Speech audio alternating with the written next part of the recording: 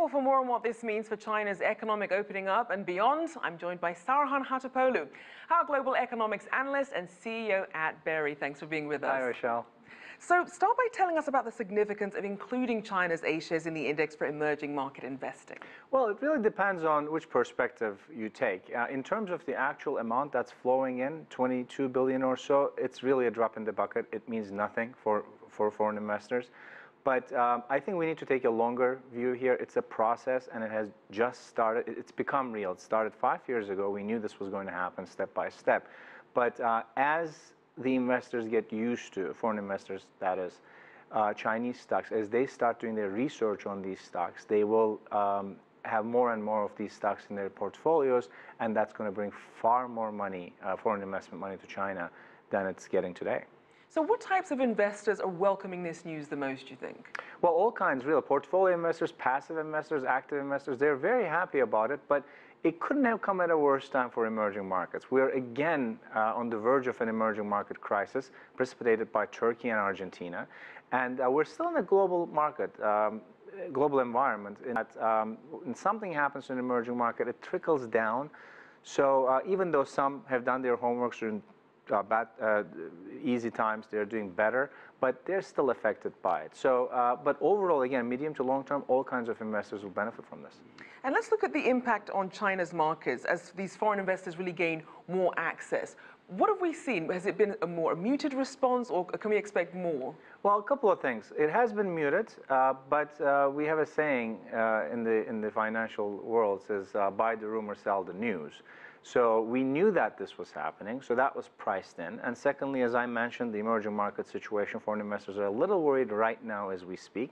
Plus, about 5% of A shares investors in China are retail investors. So for them to be part of a volatile environment is also not going to be good in the beginning. So that's why we've seen the muted response, but it's going to grow. There's no question about it in the next 5 years or so. The weightings are going to change as well in MSCI China A shares. We're going to see that step by step. And how do you see China's inclusion affecting other emerging markets in the index? Some of them are worried. If you look at today, India and Taiwan lost some shares, percentages in the index. So the bottom line is, if you manage to keep companies that are nimble, that are innovative, you have nothing to be worried about. But China is coming with a big force this time. It is not the same China that we know in 2000s, the manufacturing-based China. This is the biotech China. This is the IT China. So their companies are going to be very, very competitive. And if other EM markets cannot match this, they're going to lose more shares. Now, what are some of the concerns that investors may have about their having involvement in Chinese equities right now? Well, the ones that I've been speaking about, they still have the August 2015 date in their minds. So that circuit breakers came in, and at a weird time it stayed, and then the government got involved. So they got worried about that. It still lingers. There's also the 85% of retail, as I mentioned, investors in China shares in the domestic market will prompt the government to be very careful because they don't want a volatile market. So there could be some regulations that the foreign investors don't want to see, especially in the short term. So there's still, foreign investors, they're still looking at it with some caution. But like I said, medium to long term, all of that will be gone, and we'll see more involvement. And what do you think would help alleviate some of the concerns that they have? Well, I think the channels of communications would be good. Tariff talk is not a good thing because we want to see the U.S. and China on better footing. It is the U.S. companies that are going to be going and buying these shares. Let's be honest, yes, Europeans too, and other countries as well, but predominantly it will be the U.S. companies.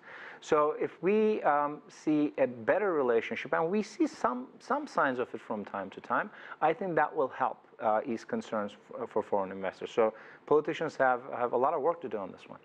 And as you mentioned, this is a partial inclusion, so this is essentially the start of the process. How much potential then do you think this could have with full inclusion on the table? Huge. 5%, right? They're doing 2.5 now. They started that in September, 2.5. But in 5 years' time, they're thinking about getting the shares about 15 to 17%. that, together with what China had in MSCI, would bring it up to almost 50%. These are huge numbers. So that's why I said emerging markets actually need to be worried about this, because China is coming with force. Right. But again, it all depends on how fast we're going to get there. Are we going to see regulations? Are we going to be able to contain foreign investor concerns? It's all a matter of time, but it's happening. All right, thank you as always, Saruhan Hatipoglu, CGTN's Global Economics Analyst and CEO of Berry.